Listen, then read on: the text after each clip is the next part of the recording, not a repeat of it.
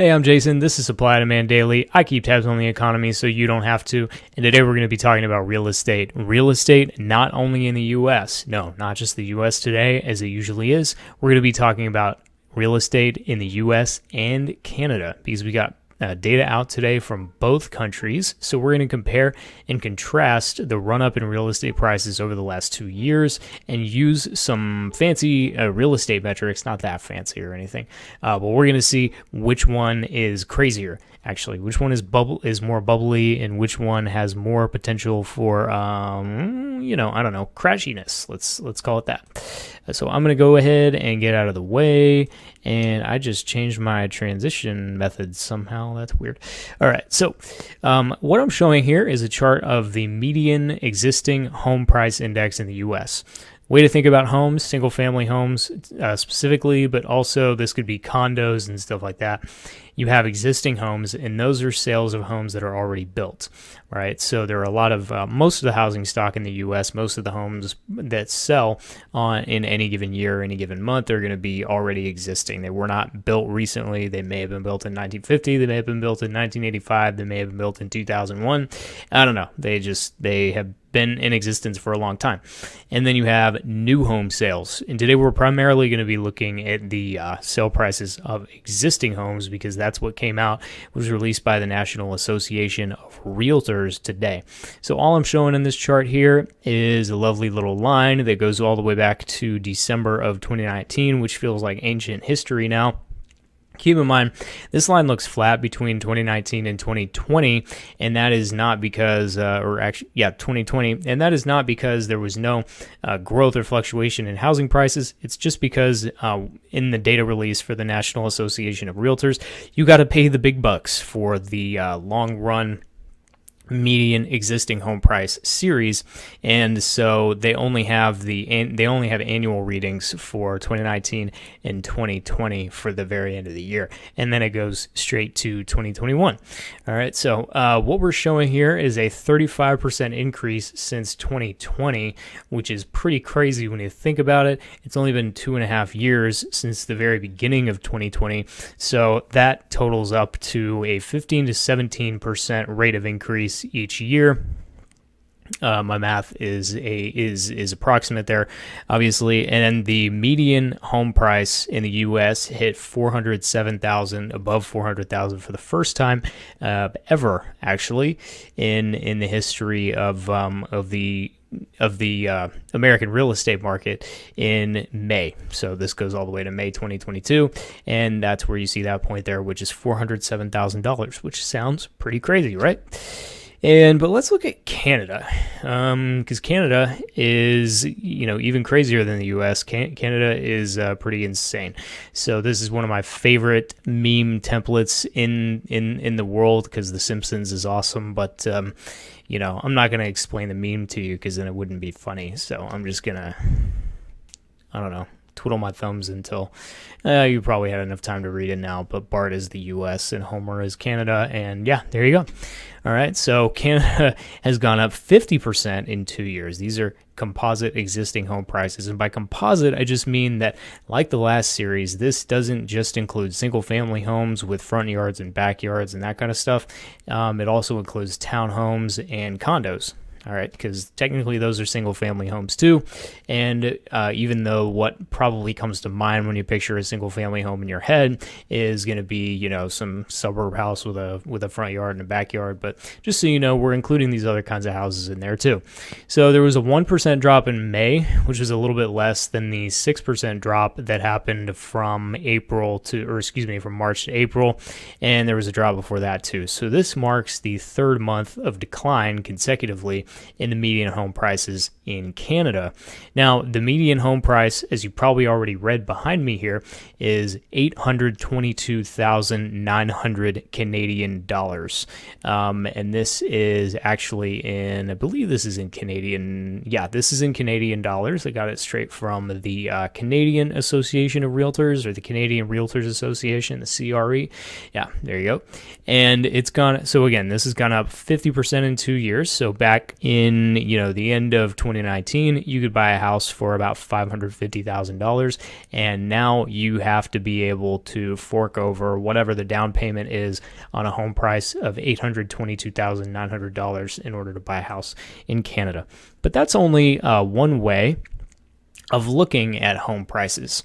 Let's say that we wanted to compare American real estate to Hong Kong real estate.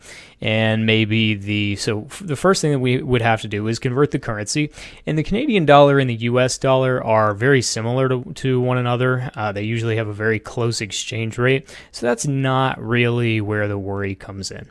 Where the issue comes in is that if we were to compare the home prices of, let's say, the United States and Hong Kong, or maybe even like Dallas, where you have a more spread out real estate market, versus a place like New York City, where the actual area of the city is very condensed, then that would lead us to some different conclusions. What we're trying to get at here is, where has there been a more intense run up in the prices of houses themselves?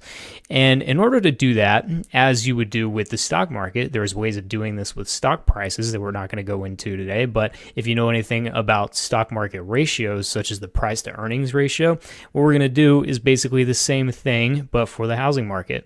And so what is the income that one can derive from a home if they own it as an investment? Well, that would be the rent that they can charge somebody to live there. Okay, so for that reason, one way of determining just how over or maybe undervalued we're comparing the valuations of houses, the prices of houses across different metro areas, across different countries and states, is to use something called the price to rent ratio. And what that does is it takes the price that you would have to pay in order to own a house, and it compares it to the yearly amount of income in the particular time period that you're looking at that you could expect to receive if you own the house in order to rent it out to somebody else. Now, that's from an investor perspective, which is usually how it's done. But if you're looking at it from maybe a potential home buyer perspective, you could also read that and maybe take it the opposite way, which is, this is how many years of living space you can lock in for this price, right? Because if I take the total amount of rent over a year and I find the fraction, between the price of the house and the total amount of rent that it would take, the average rent in the area for a year, effectively what I'm doing is saying, okay, I'm basically determining how many years of rent is locked into this house when I buy it. So in that way, a higher price to rent ratio might actually be more attractive as a home buyer if you can afford to get into it, if you can afford the down payment and whatever the interest rate is and all that kind of stuff. So a price to rent ratio that's higher, if you're looking at it just from a purely homeowner and home residential perspective, like this is the house that you're going to live in, then that might actually be better. But in terms of, we're kind of looking at this from an investor perspective, right? And just to compare the amount of froth, the amount of activity, the amount of craziness in the market itself. And between the US and Canada, there's absolutely no contest. So the price to rent ratio in Canada is double what it is in the United States, which means that a house, the median home price in Canada, is equivalent to the average rent that you would pay in a year times 36.32. So it's 36 times the amount of rent that would be paid in a year, or the amount that you might be able to collect on that house in a year, which is a very high ratio. And if you were approaching this as an investor, that might be a signal to, pump the brakes, maybe wait until this ratio starts to come back down and rents and home prices move into a closer sort of equilibrium, get closer in that relationship, get a closer ratio there. So I thought that was interesting. It's very the Canadian housing market, even though the U.S. housing market is just absolutely insane. It's just interesting to think, and the fact that the U.S. has a history of kind of going through different types of real estate market craziness. It's interesting to look up north and see that, oh wow, it's even worse up in our neighbors up north in Canada. So, but the Canadian housing market, as I mentioned a couple minutes ago, is showing some serious signs of slowing. So we had, like I said, 3 consecutive months of decline as of May. This is an article from April that was saying that the number of home sales had fallen by 12%, and that home prices had fallen by 6%. There's another part of this article that mentions buyer fatigue. I'm not really sure that's a thing because, once you buy a house, have done it in the last couple of years. And once you buy a house, it's not really fatiguing. You just buy it and then you're done. It's not like people are, unless they're investors, it's not like people are doing it over and over and over again. But I'm going to read an article from the Financial Post, which is a financial media outlet based in Canada as well. And this is titled, Why These Economists Think Canada's housing correction is going to be worse than they feared. Home prices are seen declining 20%. That's a forecast, not what's actually happened. Again, that's a forecast. They don't take this away and say home prices in Canada have gone down 20%. That's not what's going on. All right. Evidence that Canada's housing market is cooling has been obvious for several months, but now economists say signs are appearing that the reckoning will be worse than they had feared. Oh, crap. An increasingly hawkish Bank of Canada, that means that the Bank of Canada is raising rates more than they were expected to, raising interest rates. An increasingly hawkish Bank of Canada, the widening of mortgage spreads, and news that a lender has suspended new loan applications has prompted Capital Economics to deepen its forecast of home price declines to 20%. Mortgage spreads dropped during the pandemic when lenders were eager to offer home buyers financing, but this trend has reversed in recent months.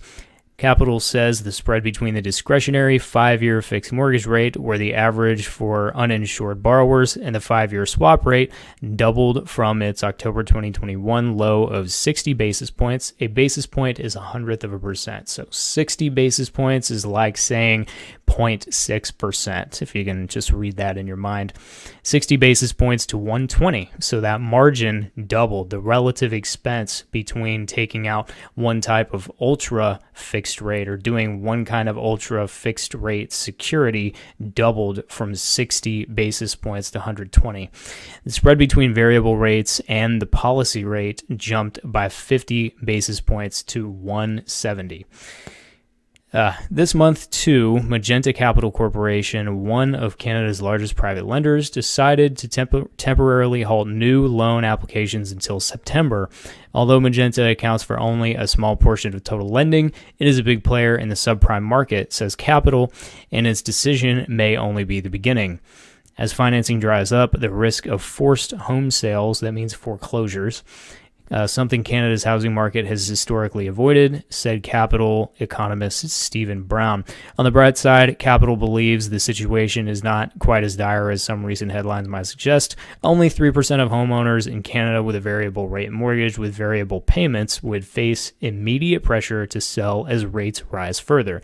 When you have a mortgage with a variable interest rate and the central bank decides that it's time to raise its interest rate, which is the policy rate that these folks were talking about just a second ago as I was reading. That's the policy rate. And then that causes a direct increase to their monthly payment. So they don't have the same exact monthly payment the way that you do on a car or the same monthly payment the way you do on a fixed rate mortgage. It actually goes up with interest rates. That's what they're talking about there.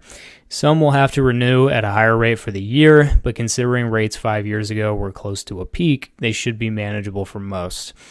Nor did May's data show evidence of forced selling. New listings rose by 4.5% from the month before, but were lower than in February. So on a 3-month basis, sales are lower, but they rose a little bit in May, from April to May. That's what they're saying.